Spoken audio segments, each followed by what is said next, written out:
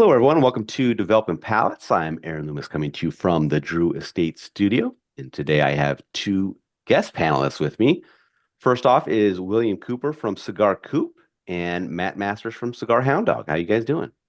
Hey, Aaron. Doing great. Thanks for having Yep. us. Absolutely.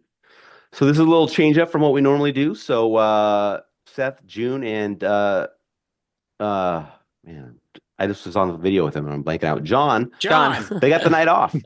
They got the night off tonight. So we're doing a guest one. So you're going to get to see two guys that do reviews under other circumstances using the DP system, scale, all that process, and kind of see how things come out on the other end. So glad to have these guys and we'll kind of get through it. So today we are talking about the Camacho Connecticut Robusto. And this cigar is a 5x50. Comes out of the Diadema Cigars de Honduras factory in Honduras. Wrapper is Ecuadorian Connecticut. A binder is Honduran Criollo. Filler is Honduran Criollo 99 Visus, Criollo 98 Visus, and Criollo Seco. Price point is $9.25, and these cigars were originally released in 2013. So with all that out of the way, Coop, what was your overall experience like with this cigar? The this cigar opened up with notes of cedar, unsalted peanuts, cream, citrus, and baker's spice. The citrus had this astringent quality, and that's where it kind of seeded itself. And as the cigar progressed, some of the creaminess subsided, and at the same time, some of the citrus subsided. But while the citrus subsided, it still had that astringency that didn't quite go away like that.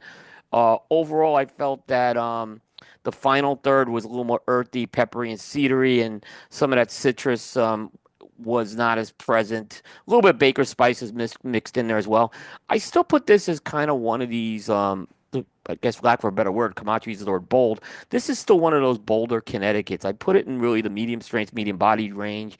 I think the body even goes up towards the latter part of the cigar, close to medium to full.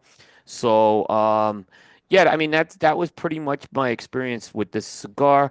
The draw was a little. I mean, my note I had here was the draw was a little tight on this one. Okay. So, that could just be the cigar I had. I don't. Yeah.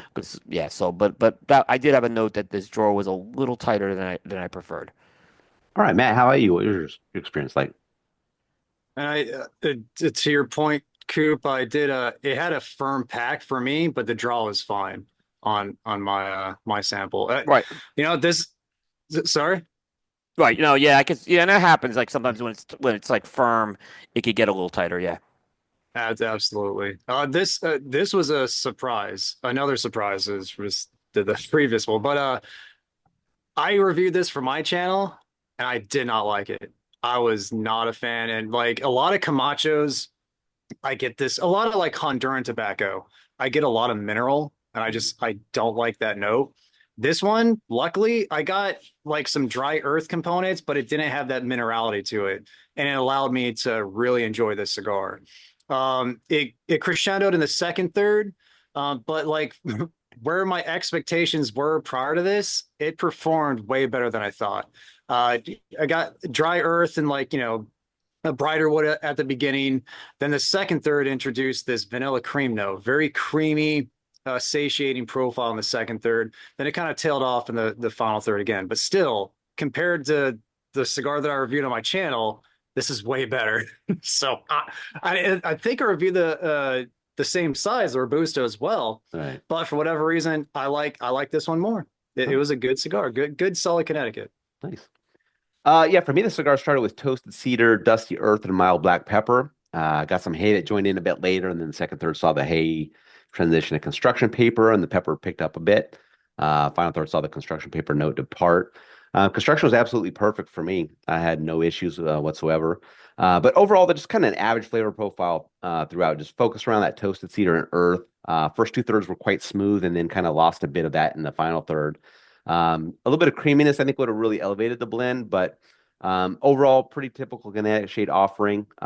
Price point's really attractive, so it's an easy try, but not really something that's exciting enough to make me want to come back to it with any kind of real frequency. I think, there's some other Connecticut's on the market around the same price point that I'd probably gravitate towards a little bit more. All right, let's get into the scores. We're going to start at the top with Matt at 6.72. I gave it a 5.75, and Coop gave it a 5 even. So, Matt, how'd that 6.72 match up for you?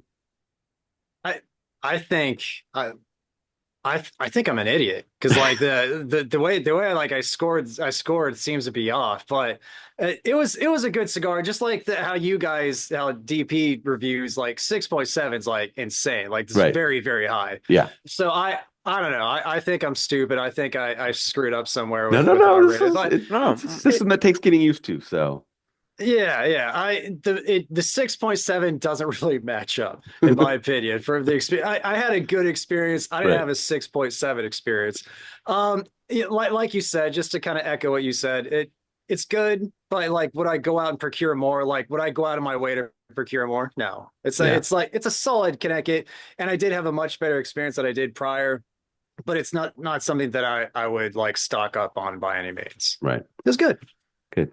Yeah, my 5.75 matches up well. I mean, average flavor profile throughout, perfect construction kind of bumps that up, gets it in the kind of the high fives. But like Matt's saying, probably not something I'm going to go back to. There's other cigars that I think are more dynamic and will really make me want to stick with it. With this, I was kind of like, it's good, but it's not memorable or anything like that. So kind of leave it there. All right, Coop, 5 even. yeah, this was basically a classic textbook average Connecticut. It was average throughout. It wasn't terrible. It wasn't great. My construction, I didn't quite have as good construction as you. Like I said, the drawer had some tightness. The burn did require quite a bit of touch-ups. The touch-ups did the trick, but there were more touch-ups than I wanted to do. Um, again, I think a lot of people have sung the praises of this cigar.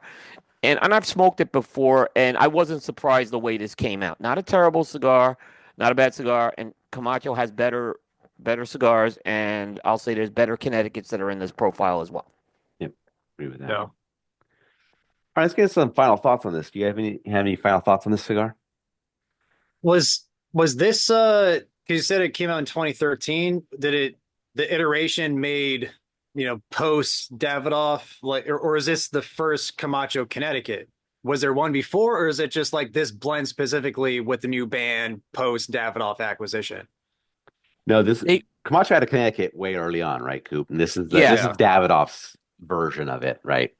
their spin. Okay. yeah, yeah. From what I understand, from what I remember when it came over, some of the blends changed when those blends came over, and some stayed the same. This one, I believe, stayed the same, but what's happened along the way is Davidoff's changed a lot of the farms. They're getting the tobaccos from different farms than they used to. They have a different factory for Camacho than they used to. So ultimately, when those factors change, things are going to change with this.